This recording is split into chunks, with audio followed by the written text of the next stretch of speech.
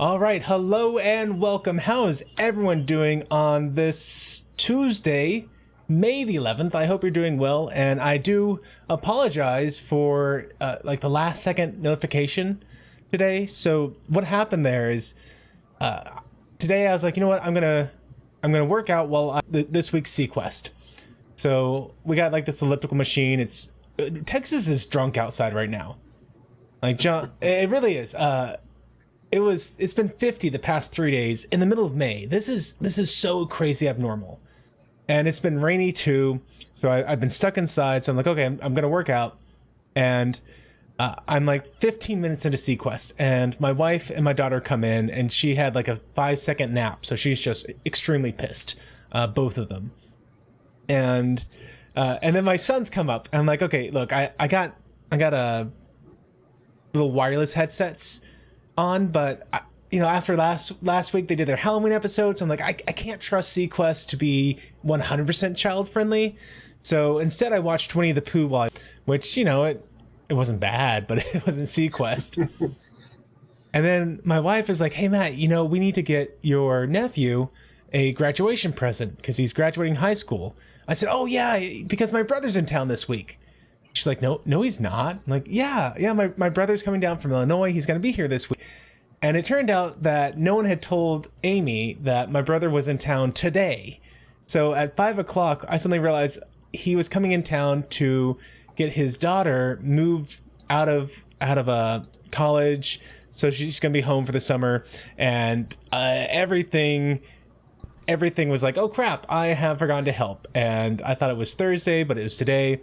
So we ran into problems and OBS reconnected. That is one thing I like about OBS. It reconnects whenever YouTube is being weird. Jeff saying is buffering, at least for him. Yeah, it probably was. It probably was. It should be doing good now. Like open OBS, it says that everything, I got a good connection, streaming at good bit rates, no drop frame. So YouTube is YouTubing it up. You know how they do. Naturally. Oh, so because we have a fixed number, like I never have to worry about having 5 or 4 or 2. It's always 3. So I was able to do little cutouts around our faces so that I get to keep using the SeaQuest stuff, but now we also get to have John. So I'm extremely pleased to have this all worked out, and we all get to see John with his amazing beard each week as we watch SeaQuest. And I like the background you got there today, John. Appreciate it. Thanks for working it out for us. Yeah, and it is buffering over there, guys. You might want to jump over to Twitch, anyone who's having this problem.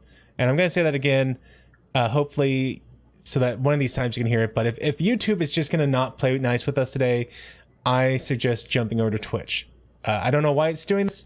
My YouTube studio says I have an excellent connection, but who knows? Who can explain the mind of YouTube? Certainly not me.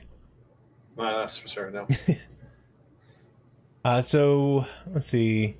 I need to make sure that I post this over in the chat. This is the link to sci2.be. This is our screening room so that all of us can watch this at the exact same time, or at least hopefully watch at the same time, because YouTube is buffering again. It's so weird. This dashboard says excellent connection, and yet at the same time it's just sitting there buffering. So who knows what to believe. But Gamstrom is over on Twitch, and he's saying it's working with no problem. So you might just want to go to my Twitch today, which I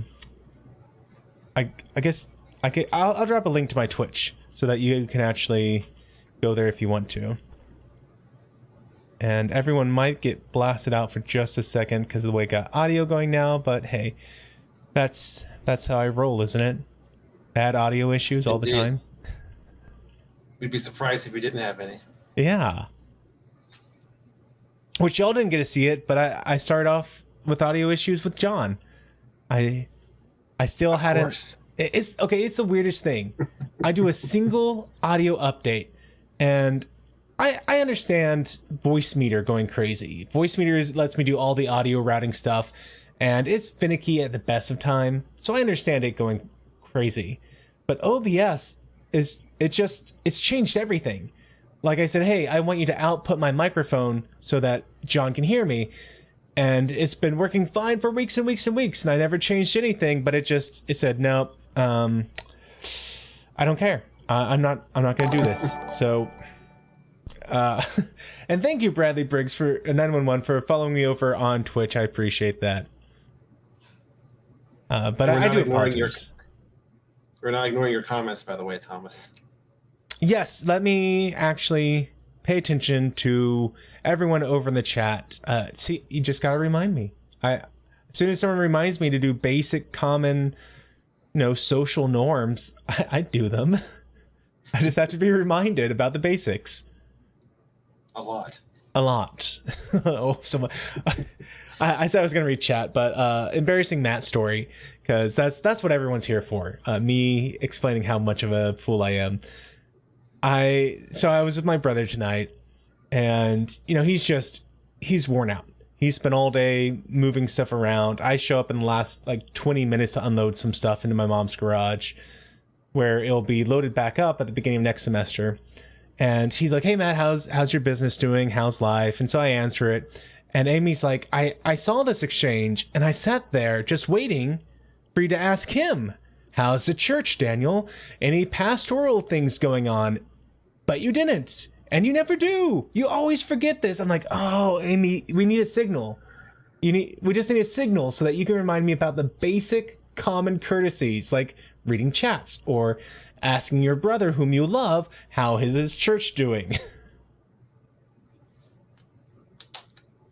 But I won't. I never will. Yes, Thomas feels bad for your brother, and I don't blame him.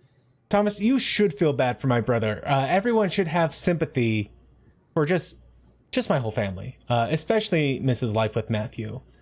I don't know why she puts up with me, but I am thankful that she does. I'm so thankful. But hey to everyone in the chat. Bradley Briggs, how you doing? Professor Bernie Specs.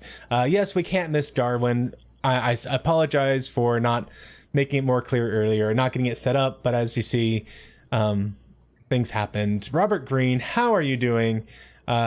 He's saying your gas station is at, oh man, so Robert, you were one of the people affected by this ransomware. Where was that? What state was that in? Like Louisiana or somewhere here in the South, I want to say. I don't think it was Florida. But for those who don't know, there was a pipeline that they got hacked. They got ransomware on their control system. And as a result, it shut down their ability to send gas out. So there are gas stations here in the South where it's like being in the Depression again, where they're out of gas. So a lot of people being affected by that. Robert, I'm sorry to hear that you are one of those lucky few. Unlucky few? Thomas Potts falling asleep, saying I'm late. I was by 30 seconds. Come on. I mean, that's pretty good for me, right? I mean, well, I've been a lot worse. I've been a lot worse. Josh Street, glad that you are here today. And yes, we have John live. Very glad we do. Thomas is saying superheroes should kill innocent people. Oh, wait, that was last night. Oh, Thomas, if I could have gotten you live talking about that, I would have broken my own rules because I'm a Kurogan, I'm a dirty liar cheater, and I break my rules whenever I want to. I would have sent you the link to get you up here talking about it, Thomas. Absolutely, I would have. And then, yes, it's buffering. I don't know why, guys. I don't. And Thomas is saying that it sounded like I said my wife woke up from her nap and both were pissed. No, my daughter woke up from her nap and both she and my wife were somewhat pissed. More buffering, buffer. There is the link to SciTube, which I will drop in again. I'll try to do this throughout the stream, guys, because I know that if you jump into Twitch in the middle of things, it won't show you the chat log. And I do think this is a bad thing about Twitch. They really need to show the full chat log for your current live session, or at least an hour or two. But instead, they only show you the past as soon as you show up. So they don't even show you like a past minute. It's just you show up, bam, that's all you get. And Thomas is saying, don't ignore my YouTube comments. I won't, Thomas. I was getting them. And Thomas is laughing about my face. I must have gotten buffered at a funny spot. And let's see. Professor Brain Specs is growling. Growling? Growling sounds like something Tigger would do. Growling about something. But maybe I just got Tigger on the brain since I watched Winnie the Pooh today. Twitch is working fine. Glad to hear that. And Professor Brain Specs is saying, I wasn't like that when we met in person. Well, I'm glad. I try so hard, but I am a jerk, and I freely admit it. But so I'm not an intentional jerk. I'm an unintentional one. I'm the type of jerk that frightens old ladies to death accidentally. But I don't intentionally go out of my way to, be jerkish. Except to your family. Well, so I'm not intentionally trying to be jerkish to them. I just am. It's just your natural state. It is. It really is. And I try not to be. I really do. But I am not a good socializer if I'm not like really working hard at it. And I guess when I'm around family, I'm more relaxed and not thinking about, oh, hey, normal social conventions dictate that you should probably ask the other person a question about how they are. That's what I'm going to go with. Yeah, that sounds like a good excuse. Mm-hmm. Mm-hmm. Yeah, it sounds like YouTube's behaving itself better now. Okay, good. In the chat. Very good. I hope it keeps that up, because I know most people watch over on YouTube, and I don't want it going bad. I want y'all to have a pleasant experience. Josh is saying that gas has jumped almost 20 cents, and it was the pipeline's billing system that got hit. Oh, the billing. Okay. Oh, the billing system. Yeah, people are not going to send out gas if they're not getting paid. Absolutely. It is fascinating how everything stops. Like in the municipalities with water, you'll have two flow meters side by side measuring how much water goes through. You'll have the city's flow meter, and then you'll have the municipalities, like the group of cities, and they will bicker and fight and spend millions of dollars on legal fees to save $100 in actual purchased water. And they think that makes sense somehow, but they do it every time. Like, billing is so cutthroat. Yeah, Thomas. Biden will remove all the pipelines, and then we won't have these problems anymore. And hey, LDG of Geeks and Joy. Oh, go on, John. I see Amy's here. She's admitting that she's stuck with you. Yeah. Oh, and I'm very thankful that she is. Okay, so with that all out of the way, guys, let me continue to drop this in every once in a while, and I really need to do what Anti-Trucker does.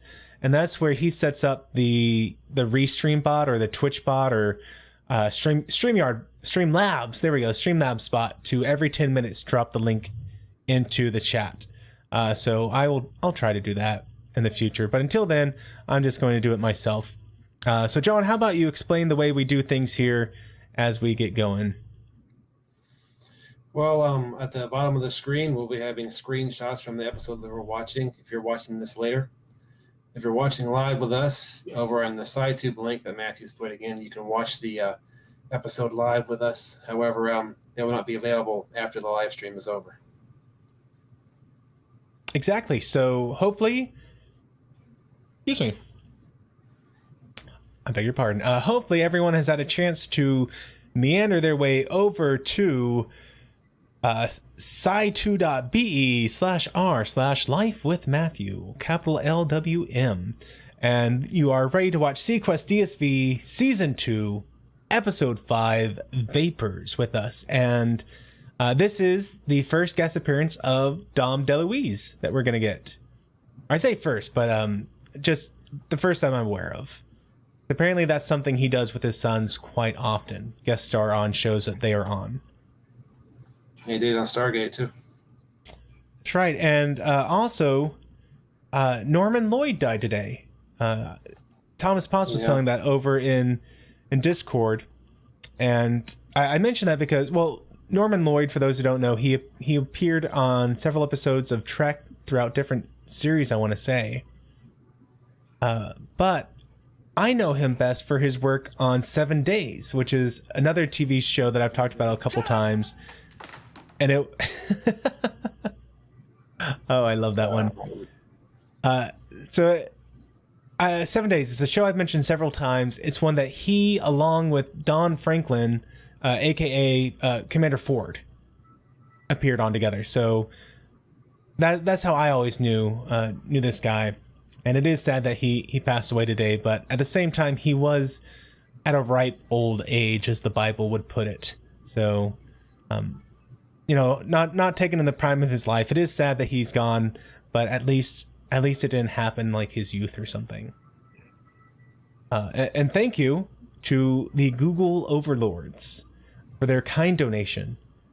Telling people to leave YouTube, you dirty little Kurogan. How dare you tell people to go to Twitch? Everyone knows YouTube is far superior and never buffers. You liar, you are the worst. Well, I'm glad my Google overlords have confirmed what everyone here in the chat already knows. I am the worst. I am the worst. For once, I have to agree with the Google overlords. Oh, they're always right. I mean, have you ever Googled anything and them Just not once. be right? Yeah, I mean. Oh gosh, but let's go ahead and get going, guys. As John said, clips will be below, but hopefully you can join us over in sci2.be and actually be able to watch this live. So let's get this show started.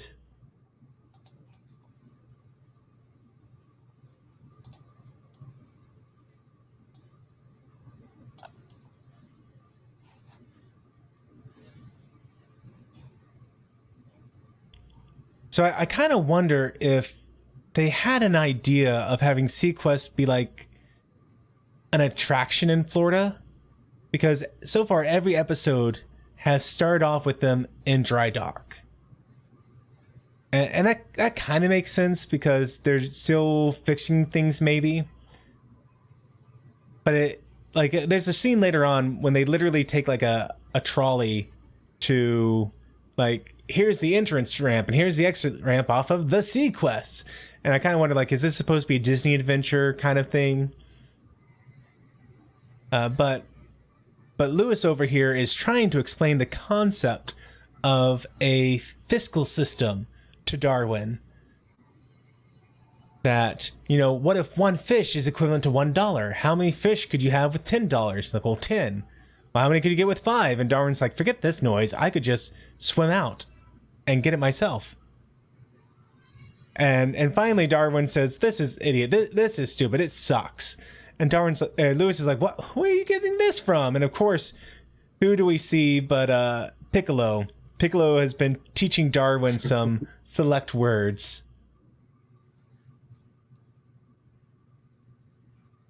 And meanwhile, Dom DeLuise is calling.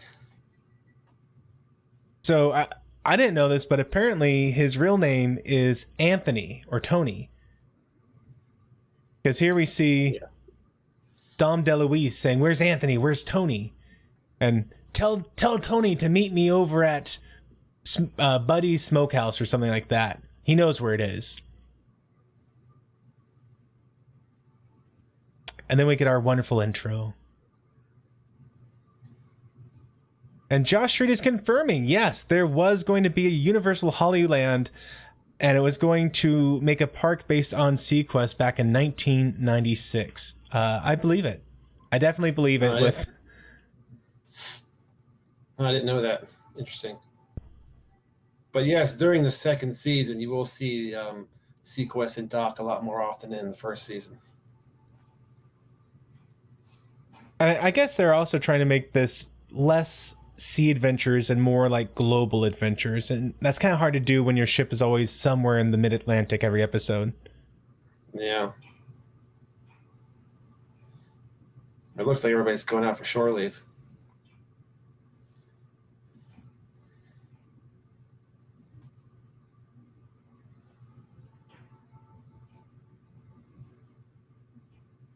Meanwhile, who do we see but Bridger coming into the hydroponics bay with B'Elanna Troy. Which, kind of interesting that they chose to do this. Because one of the things Krieg talked about last season was about their breakfast food. Remember, he's like, will you look at this? And like, it's an orange. He goes, no, this is a perfectly synthetic orange. It's orange-like. It's just once I'd like to get an orange and have it be bruised or slightly, off orange. So apparently they decided, Krieg is right. We need to have actual real produce instead of synthetic everything. I think it was a good call. It was.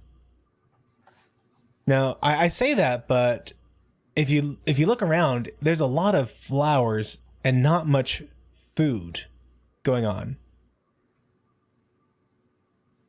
But there are bird songs.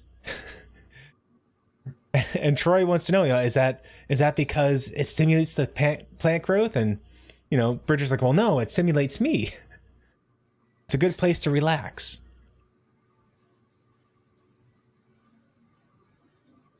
The only thing missing is Darwin. It's true. Darwin should totally be swimming around in here right now. But apparently there is some food. Lettuce, specifically. Oh, there you go.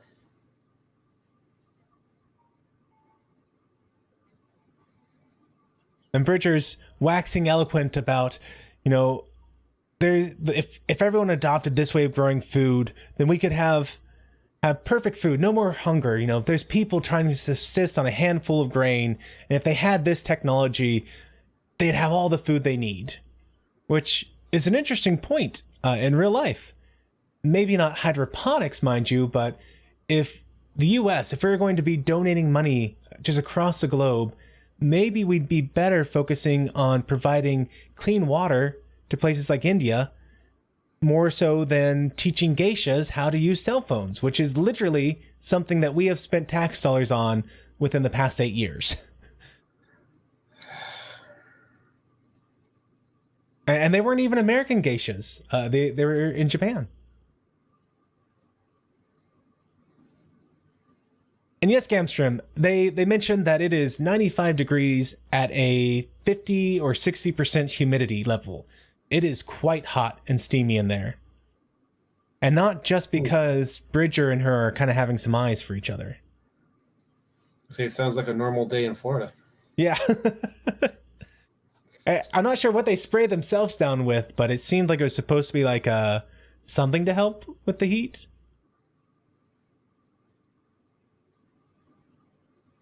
Josh Street wants to know, when am I going to play SeaQuest for the Super NES? We demand the next Life with Matthew game stream for Short Shanks to play SeaQuest Super Nintendo 1994 game. Oh gosh, Josh. I am aware of the game's existence. I am also aware that it is notoriously bad. Like, bad controls, impossible to get past anything. And before I get to it, I still have like 20 levels of Echo the Dolphin, or Darwin the Dolphin, as I suppose I really should be calling it, to get through. It could take years at this rate. It really is. 20 more levels. My goodness. I'm not sure what they were thinking.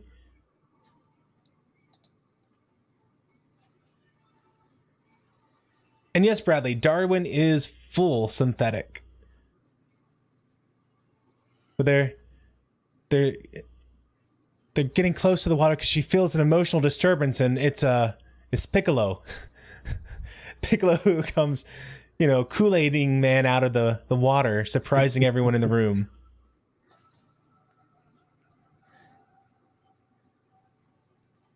And I think I was going on about something else, but they were actually talking about the fact that B'Elanna Troy can't read Bridger's mind.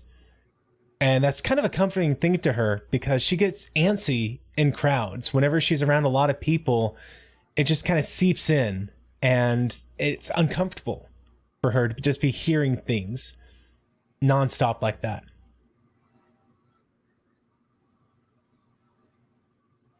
Thomas, I unfortunately am not drinking anything. I had some green tea, but it is already done, so no more tea.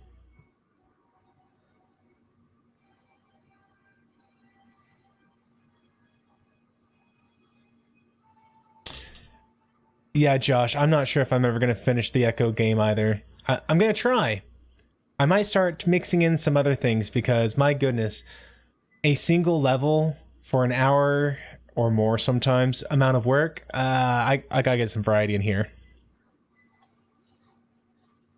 I just have to keep thinking that this game was intended for children. Right? I mean, this is cruel and unusual punishment. Yeah, Thomas, he's saying, I spent like a whole $1 on that game for Matthew. What a jerk. I'm going to finish it, Thomas. Fear not. Fear not. I'm just saying there's some other games out there I might want to intermix. And Thomas is saying he hears some sound. What, do you hear? You hear the TV show sound?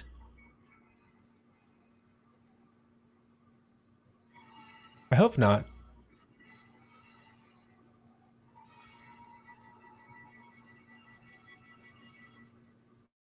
You shouldn't.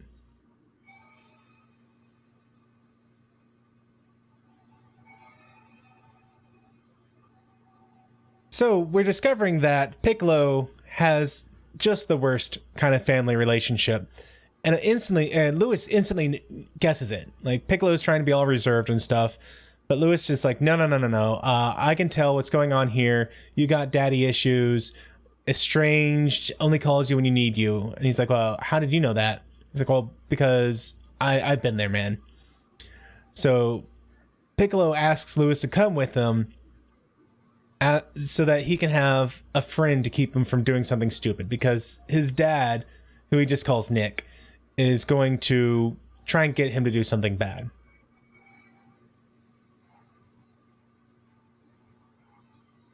And we lost our great hologram and been replaced by Mrs. Doubtfire, it looks like. And he finally got smart about this, though.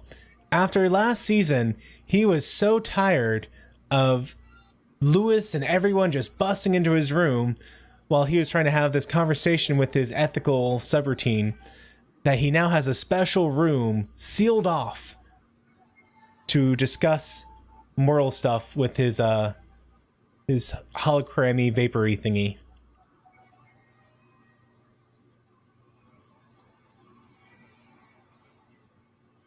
But she's laying it out. It's like, you're infatuated. Your heart race is going all over the place. You're distracted. But the bigger issue is you're telling me that you have no one aboard the ship that you can talk to about this. That is what you need to fix. So get lost.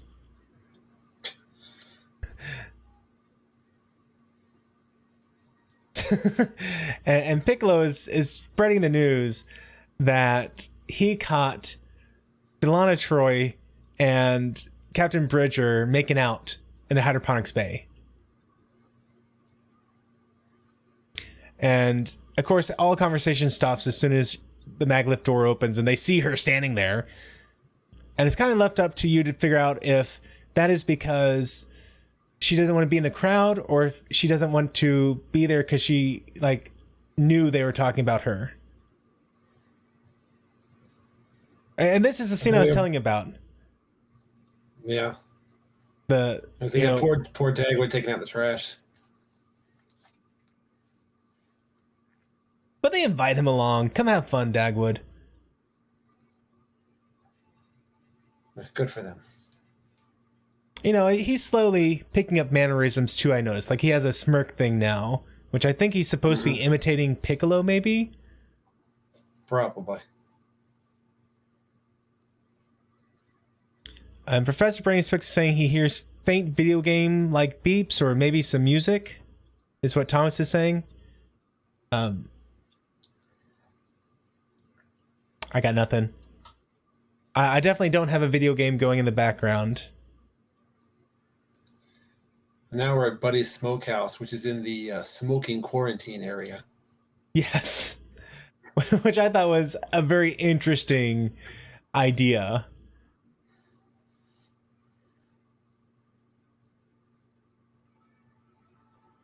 and they're exchanging glances with this lady over there, who kind of gives, Lewis a smile, but she looks a little creeped out by Piccolo for some reason.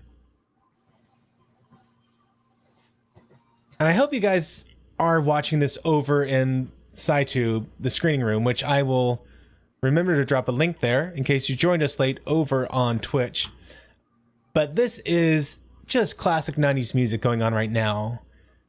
It's called ska for you young kids. It was great music. I don't know why ska was never in vogue and why it's dead now, but you had bands like the Supertones, Five Iron Frenzy, the Red Hot Chili Peppers, maybe? I think they were ska-ish.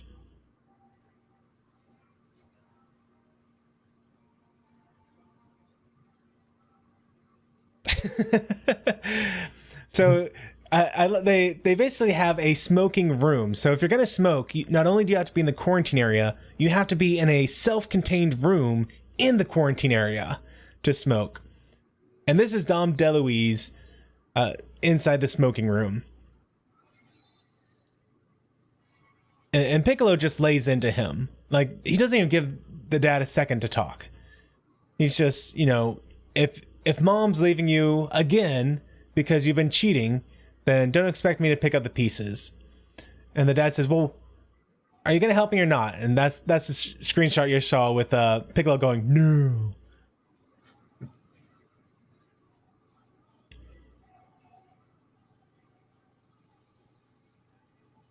But Lewis, he was brought along to be a friend, brought along to make sure that Piccolo didn't do anything stupid. And he's like, look, your dad's killing himself in there from the smoking and the drinking. Go back in there. Figure out what he wants. Call him Dad instead of Nick. So here he is for round 2, trying to talk to his dad. What's going on?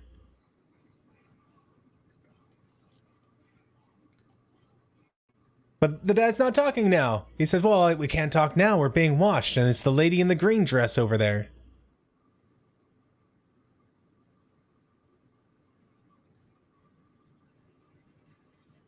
And hey, Matthew Kernsnick, aka Admiral Saval, how are you doing today? Asking if you can get a wrench, please. So I actually don't have YouTube pulled up. I have a client called Restream that lets me see Twitch and YouTube chats. So I'm afraid I don't have that up right now. And Thomas are getting surly with each other. Thomas Potts telling you Twitch Thomas to shut up, and TJ Potts telling YouTube Thomas to shut up. Guys, please keep it nice here. Yes, please. This isn't the virtual pub. Yeah.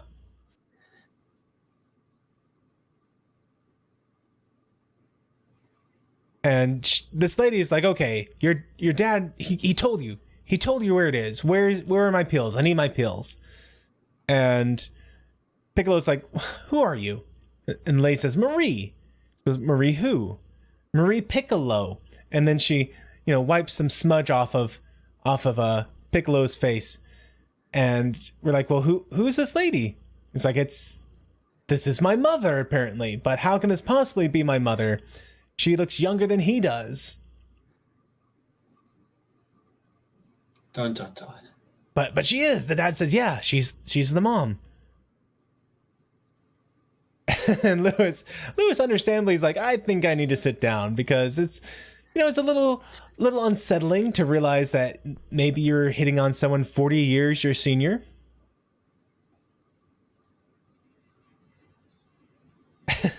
And they're both a little creeped out looking at a very young mom over there, and they both are having some maybe Oedipus complex issues going on, not sure how to deal with this.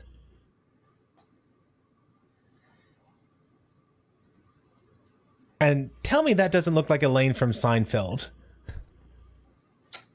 Could be. Or what's her face from Marvel Comics now?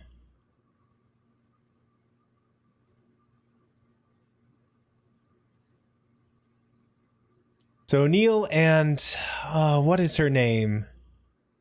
Henderson. Henderson. They are definitely on a date. And Henderson is saying, do you understand this painting? You seem to be really absorbed into it. And Tim's like, well, yeah, it's a painting depicting the issues with, intership romance. And Tim is clearly identifying with this painting.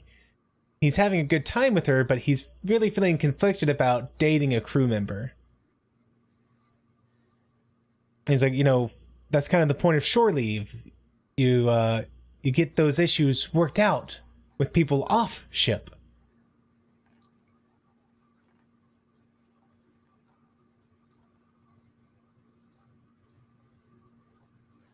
And Professor Brainy Specs is wondering what names I'll come up with for the Babylon 5 characters. Oh, it's true. There is one character who looks very much like a Kazon, so I'll probably just call him Kazon. But until then, I don't know. You never know where my brain's going to make connections and fail to remember things. Because most of my mistakes aren't intentional. They are 100% just me messing up. I guess that's the point of a mistake? Can you have an intentional mistake? Good question.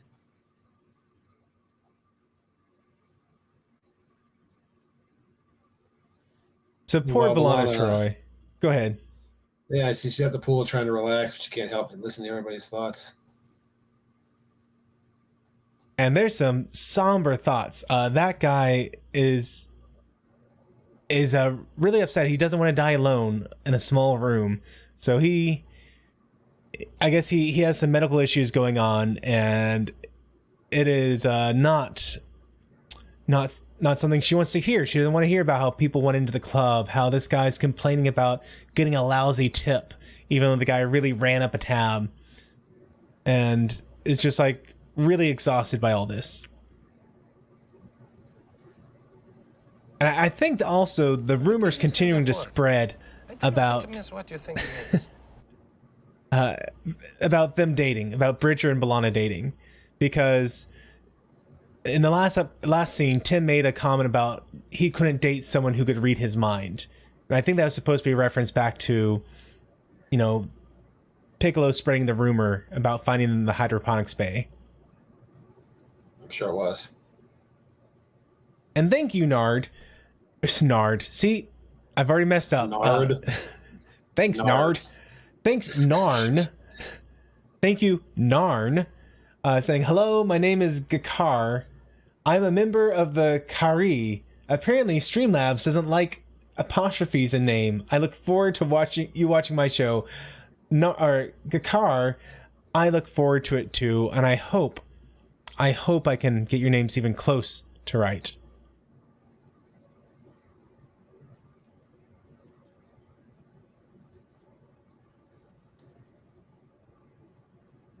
So the mom and the dad are having this, rather public argument in which the dad's saying she's addicted to pills. I want her off the pills. And the mom's like, oh, you need to get a job, you lazy bum, instead of being in here all the time.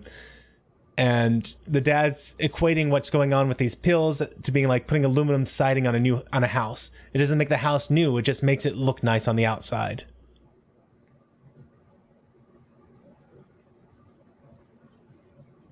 As Thomas is saying, dying alone and forgotten is what I want. Well, I'm sorry, you won't be able to. You might die alone, but you won't be forgotten. We will remember you here.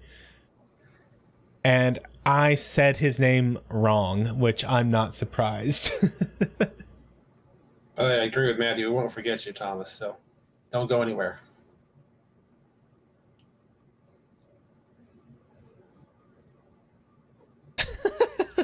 Like, no, you're not.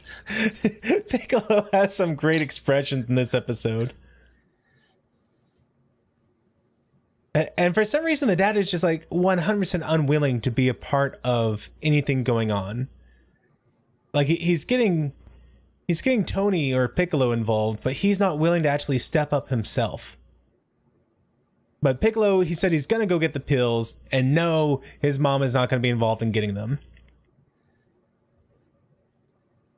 And so now we're doing the Baywatch portion of the show, which is literally them watching people in the bay. But they're creeping on all the women. Ortiz just wants to go up and try and pick up a couple of babes on the beach. He doesn't want it to be complicated. But Ford and the lieutenant over here, they're like, no, you gotta be really picky. Like, we're not just looking for good, we're looking for great. I think that's another scene that would not be done today. Well, maybe it would be, but the lieutenant would be looking at like guys in thongs or something. That's possible.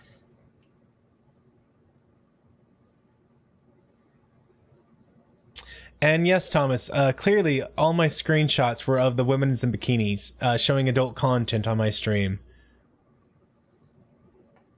You should be ashamed of yourself. I am.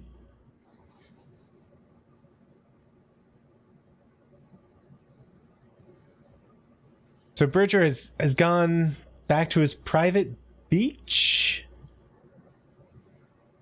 Or not? It must be his house. Yeah, must so be his house. Yeah. He must have gotten a home in Florida. That's the only thing I can think of. Because I guess this is where we lived. So I guess this is where he lived before he went off to the island by himself. Maybe kept the old place. Yeah. But Belana Troy is also upset. She's looking at a picture of, I think, her mom. Because Bridger, like 30 years ago, dated her mom. Bridger, 30 years ago, dated her mom. I don't think they thought this plot point through.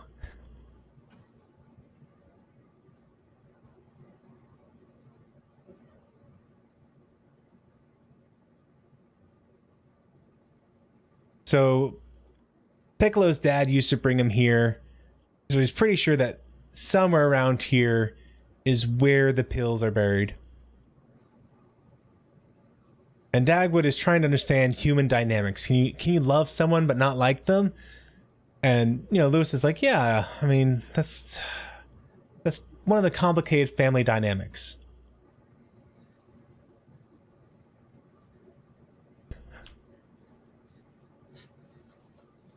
And Piccolo has no interest in their psychobabble. The Bradley Briggs is saying they put Baywatch back on regular TV again, which surprises me in today's social climate. And Dagwood is like growling like a dog and digging like a dog, to be quite frank. But he finds it wrapped up in some nice silver cloth, and it's a pink box with orange pills. So they're gonna head back to SeaQuest. Piccolo says, we got a lab on SeaQuest. I want this analyzed. I want to know what my mom is putting into her body.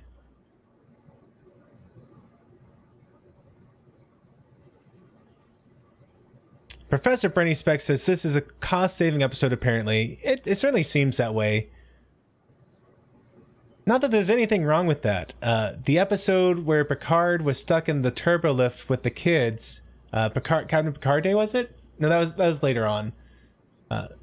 That was a bit of a cost-saving one. Most of the episode took place in that turbo lift.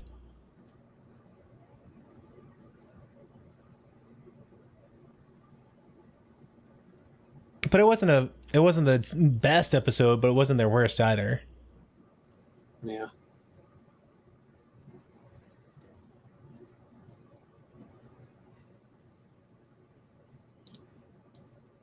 Oh, poor Ortiz. He's like, I came with you guys, but the sun is setting, and we still haven't talked to any girls. I'm way past panic, guys. This is ridiculous. And guys, you guys don't care about quality. You're saying you want quality, but no, you guys are too concerned with your careers.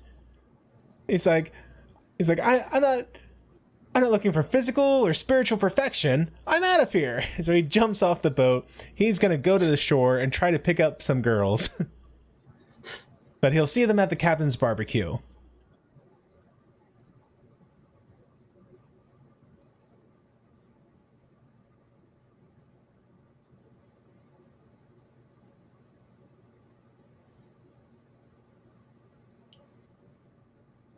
Daniel's Hot Topic is saying, Life with Matthew, I won't just look at any, or saying I won't just look at any. I have standards. If the girls don't like martial arts, movies, sci-fi video games, Grand Theft Auto, Star Wars Battlefront, I don't want to even look at them. I would encourage you to broaden your horizons, Daniel. It's good to look for someone who shares your interests. Absolutely. But I also encourage you to be willing to expand your horizons to things they interest, because I tell you what, girls really like it when a guy puts forth the effort to be interested in what they're interested in. Makes them feel very valued, which is a very, very important thing when it comes to relationships.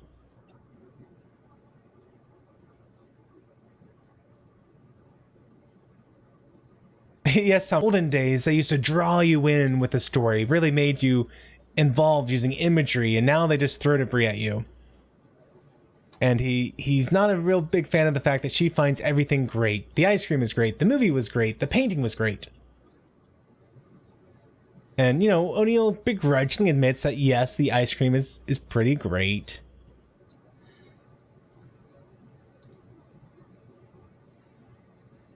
But he's worried about being public with office romances, basically. He doesn't like the idea of going to the party at the same time. He doesn't want to make a big deal about them dating. And, you know, Henderson calls him out on it. It's like, you're being kind of mean. He's like, no, this isn't mean. He's like, if I was being mean, I would be telling you that your taste in entertainment is vapid, infantile. That would be me being mean. And I think she does the right thing here. She shoves her ice cream in his face. And see, Daniel, that's what you don't want to do. You always want to stop maybe one sentence sooner than you think you should.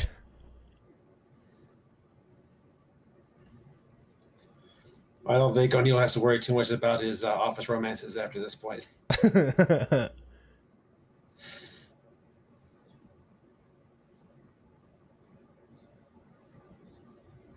Let's see, Robert Rose Jr. is saying that the first trailer for the second movie has come out. Very cool. I have not seen that one. You know, I haven't seen the first Venom movie at all, but I haven't seen the second Venom movie trailer either.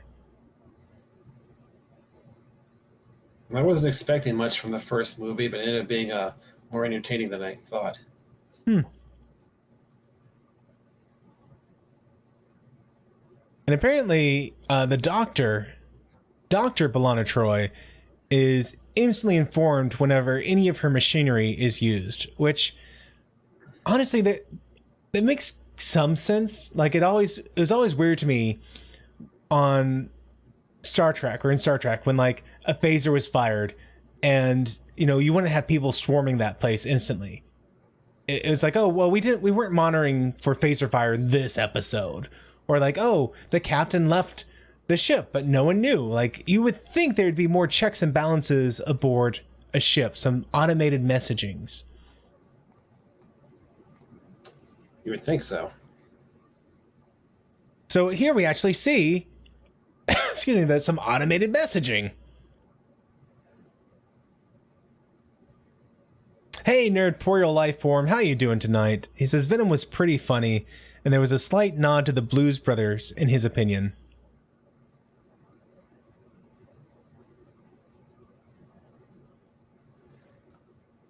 And Piccolo is apologizing. He realizes that he was being a bit of a jerk. That, you know, he told everyone on SeaQuest basically that he saw them alone, involved in an intimate embrace. a romantic embrace. Excuse me. And you know, she's like, did it ever occur to you that we were clinging to each other because you practically knocked me into the water? And Piccolo was like, yeah, it just wasn't as interesting. I was wrong. I'm sorry. And Alana Troy is saying she's going to have to leave SeaQuest because of this. That her being involved with the captain represents a distraction to the captain, and UAO standards dictate that that's an unacceptable risk. Which I think is a little bogus, but you know, they need a little tension in the episode. Well, it didn't seem to bother Dr. Westphalen. Right?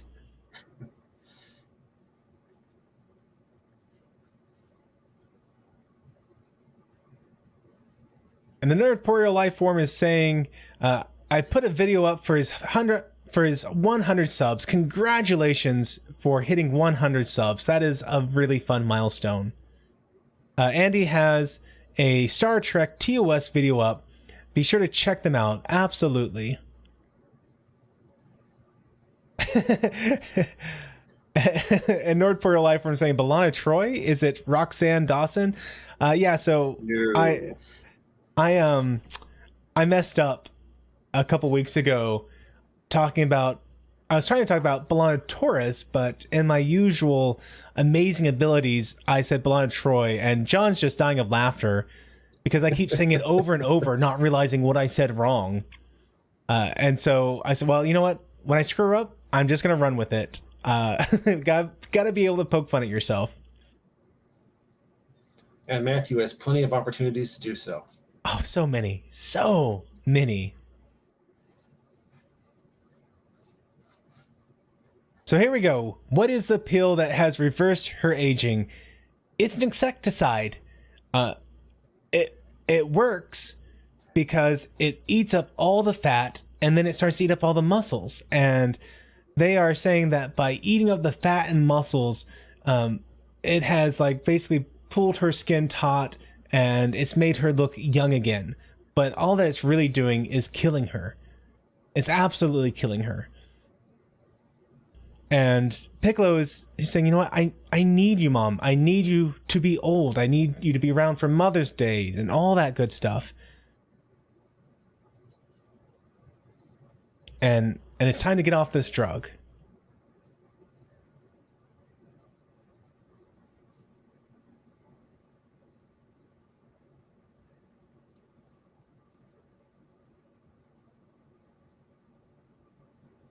And he's saying, you know what, Dad? She is right. It'd be nice if you got a job, and it'd be nice if you called me once without needing anything. And the dad is, he's you know, rightfully ashamed, I guess you might call it. Rightfully abashed.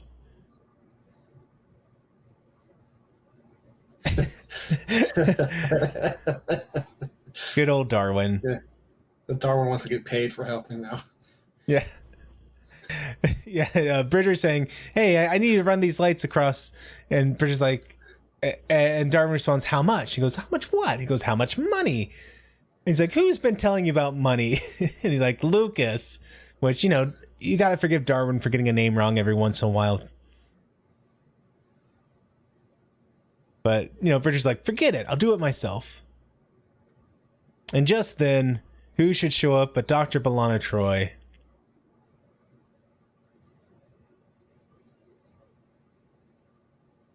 And Robert Rose Jr. is saying, a Venom storyline without his Spider-Man origin doesn't really work for him. The second movie, we're going to get Cletus Cassidy and Carnage. Okay, wow. I kind of agree with you, Robert. I do enjoy the first instance of a hero to be that origin story, which is a little hypocritical of me when you think about it. I had a problem with Marvel being too formulaic with them fighting people with the same powers for an introduction story, but I'm okay with the first one always being the origin story. So, I mean, a little hypocritical, isn't it? Very.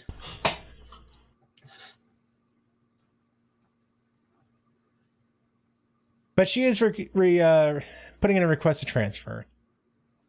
She thinks it's inappropriate for her to be there. And Daniel's Hot Topics asking what happened to the stream.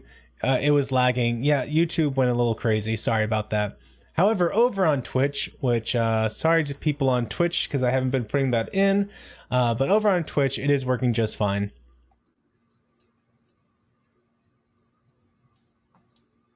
And Nerdportal Lifeform is saying there weren't enough Luxwana episodes in my opinion. You know, I liked her a lot more in DS9 than TNG.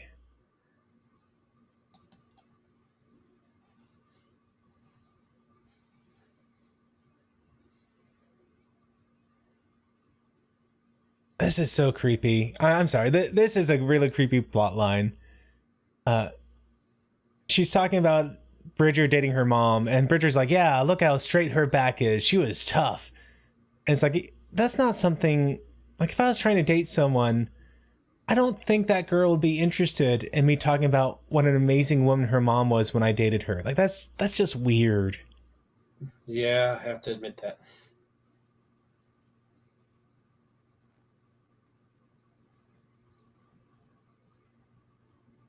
And, you know, she's concerned that what Bridger saw in the low light of the hydroponics bay wasn't her, but her mom. And Bridger says, no, it was you. You were the one I saw.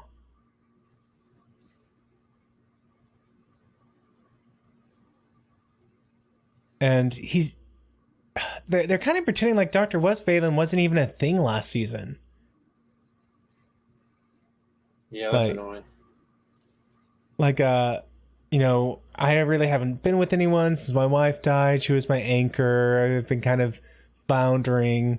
And now there's you. I'm using you to replace my dead wife. Doesn't that make you feel special? We can get past this, baby.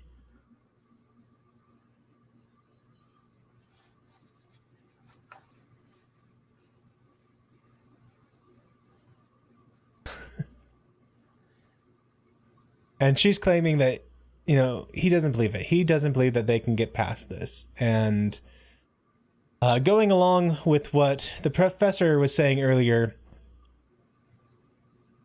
kind of filling out runtime without increasing budget, we're going to take the next minute or so here to have a little slow dancing.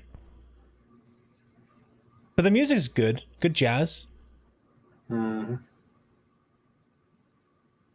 Daniel's Hot Topic is saying that he and his friend Chris did a stream talking about the State of the Union, wasted spending of the Pentagon, worthless weapons, and the government spending trillions of dollars. Will I check it out? Absolutely, Daniel. Was that over on your channel or was that on your friend's channel?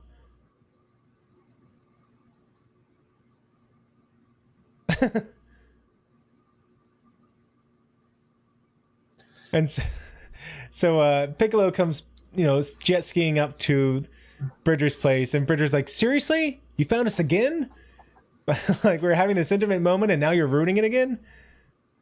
The spice must flow. And the spice must flow indeed. Thank you, Department of Defense, saying, well, you are wrong, Daniel. We need more money for more weapons. The aliens are coming. Wait, ignore that part. Great, now none of us are going to be able to remember this stream.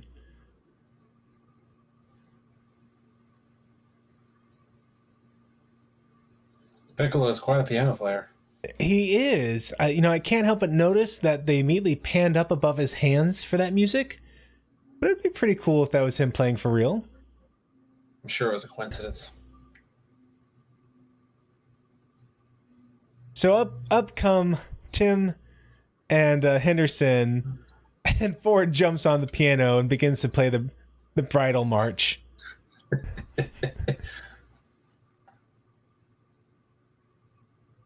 And, you know, Tim is like, great.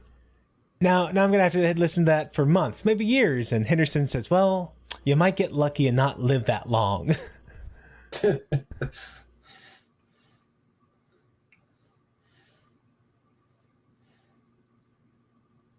And, you know, so this is a fun episode. I enjoy getting to see the people interacting, kind of the crew dynamics.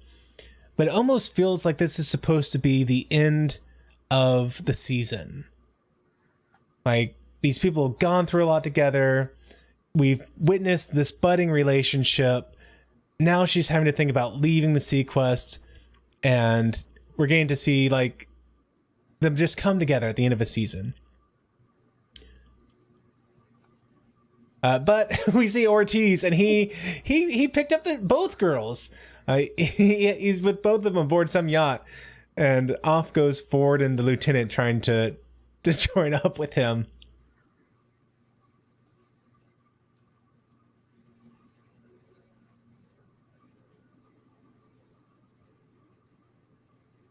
And yes, Robert Rose Jr., it's like the Professor and Mary Ann on Gilligan's Island watching them dance.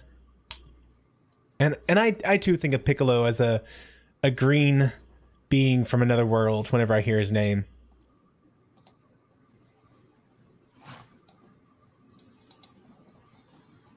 But Piccolo, he just wants to talk to the captain kind of about the weird feelings he had about his mom, seeing her young, and then also just his dad relationship, his relationship with his mom. He's like, I just need someone to talk to. And Bridger says, you know what, I could use someone to talk to as well. So they go walking off, kind of like Lewis and Bridger had at the end of last season. And also, like Lewis had at the end of last season, he goes up to talk to Dr. Not Westphalen and have a moment with her, and she says, well, I'm not going to leave. She's going to stay on aboard SeaQuest.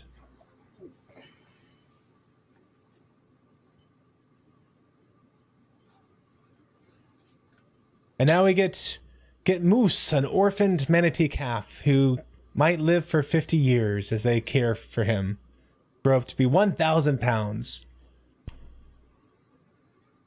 But apparently they're endangered, which, I mean, I'm not surprised. They're slow, they're overweight.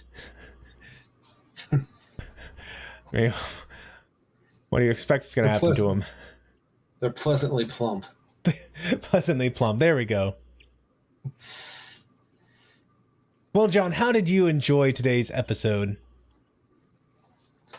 Except for a few parts, I thought it was fun. I like seeing the camaraderie between the crew and getting like basically develop their personalities a little bit more. Mm-hmm. It's true some of them haven't known each other very long at this point, but it still seems like they have the good chemistry, like they've been together for a while. Yeah. It was a fun episode. It was a fun, low-key episode. You know, not every episode needs to be that high-octane, demons in the depth episode like last week. Honestly, some of my favorite episodes across all genres of TV series have been the low-budget episodes. You know, you got half the cast off so that we're not having to pay everyone.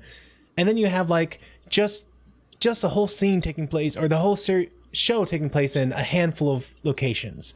The best one I think that pulled it off was one of the early seasons of Seinfeld. They showed up at a Chinese restaurant, and the entire episode took place right within just the waiting area of them trying to get a table, and you know, nothing worked. At one point, Costanza tried to bribe the maitre d', and it failed. He's like, oh, thanks for the 20. And he pockets it, and he's like, oh, crap. And, you know, the whole episode, and of course, at the end of the episode, they're like, forget it, we're going to go to McDonald's or something.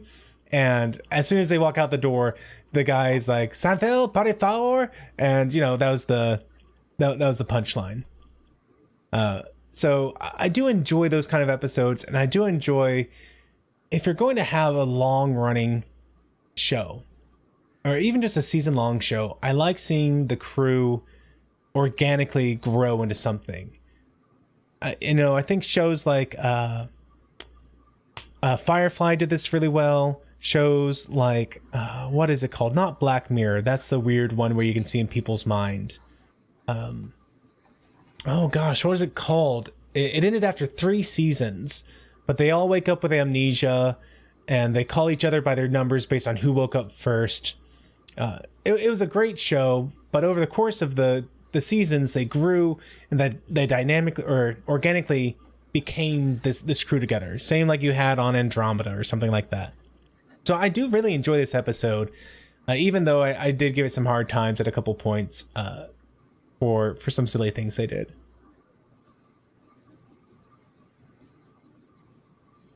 Thomas wants to know, I like Shades of Grey.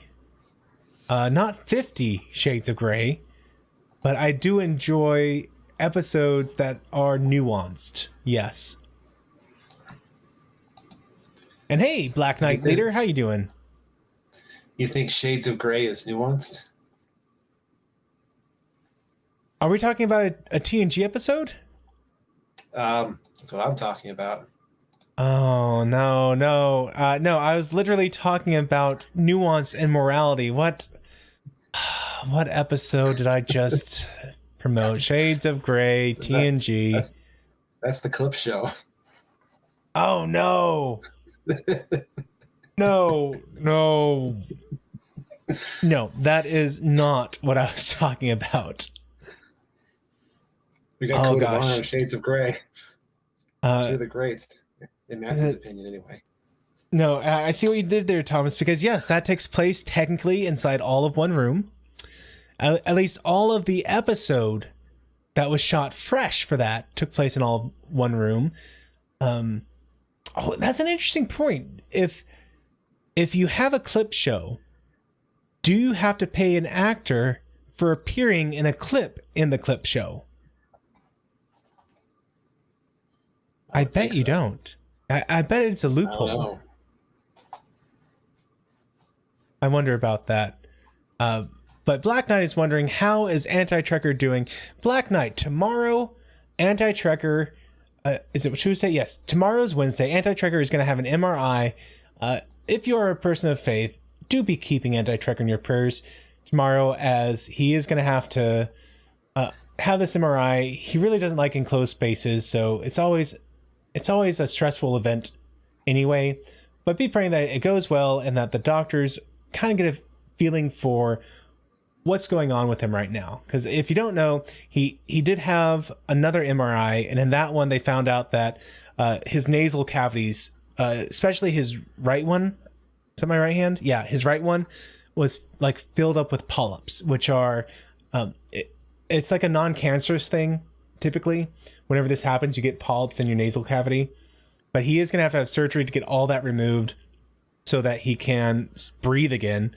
And at the same time, the pressure being pushed out by those polyps actually ruptured his eardrum when he was trying to clean it out. So they're going to have to do surgery for that. So just be praying that it goes well. Tomorrow is not the surgery. Tomorrow is just the MRI. So be praying they get some information on what's causing all that. But if you tune into his Twitch channel on Friday, excuse me, I tell a lie. On Friday, it's going to be his YouTube channel. On Friday, on his YouTube channel, we are going to do our bi-weekly movie night. And apparently it is a doozy of a movie for me this week. He says it may very well be the worst movie ever made, even worse than The Room. We'll see. Well, yeah, we'll see here. It looks like Black Knight Leader is asking, so whatever happened to the USS SeaQuest in Star Trek? Well, I'm pretty sure it got retired. By the time even Enterprise was around, SeaQuest would have been long mothballed. I guess at some point, and probably during World War III, it was probably scuttled. And at that point, they decided to stop focusing inward or downward in the sea and to begin expanding their horizons to the sky. But we do know that Starfleet resurrected the name, at least in the 24th century. That's true. What episode was that, John? Because you caught that with your amazing insights. Well, I found it on a website, but I think it was the episode Eye of the Beholder. Well, in one of the there's a computer screen somewhere saying one of the characters had previously served on the USS SeaQuest. Yes, that's awesome. Hopefully at some point they found a planet a lot like that water planet. The one that Tom Paris found and he committed mutiny against Janeway for an episode, was in the brig because they were mining the water and it was actually breaking down these gravity wells that like kept their water plant together. It was a fun episode. But hopefully the US SeaQuest at some point ran across a mostly water planet and got to have some adventures there. Also, I've been on my channel. I've been playing the game Starship Creator recently, and among other things, I created my own USS SeaQuest. Oh, I missed that one. That's about the name of my Defiant class that I was building the other day. That's awesome. I'm gonna have to, because I have been watching through them, but I do need to make sure I get them all. How old is that game? It's about 20 years old. They need to update it. That'd be nice, but I guess only like hardcore nerds like us would probably be into it. Yeah, but I mean, like they got the I guess they used to have the Studio 9 fan-made production that was, you could do the VR tour through the Enterprise D, and then CBS shut that down, and so they made it for the Orville. And Seth MacFarlane was like, "Yeah, go for it. The more free advertising, the better."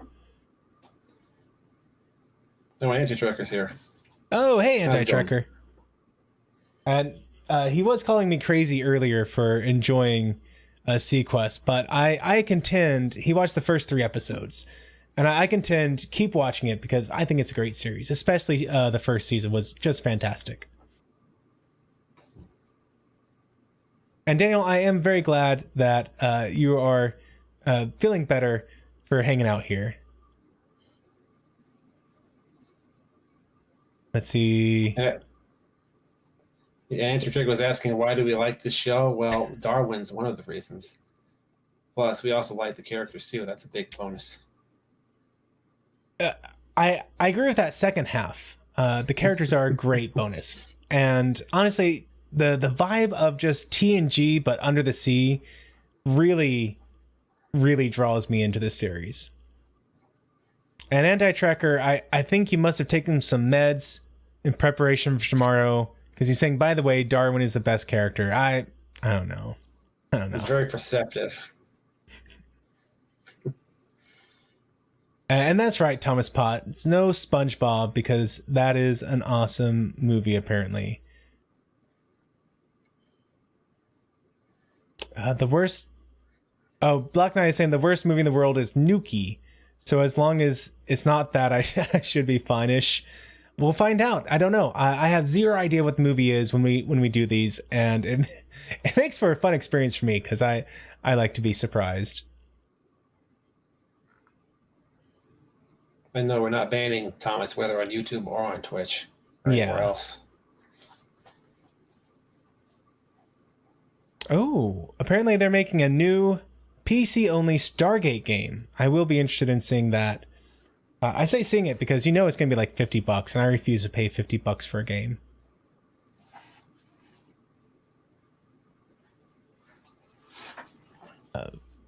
And Daniel's Hot Topic, he's saying it's a new Stargate game for PC only at this time. But, I mean, you know how that works. They say PC only, and then before you know it, it's on the Switch and the Xbox and PlayStation and, you know, your mom's washing machine somehow. I mean, it's insane when you go to look at these indie games. It's like, oh, by the way, we ported it to everything that has an internet connection.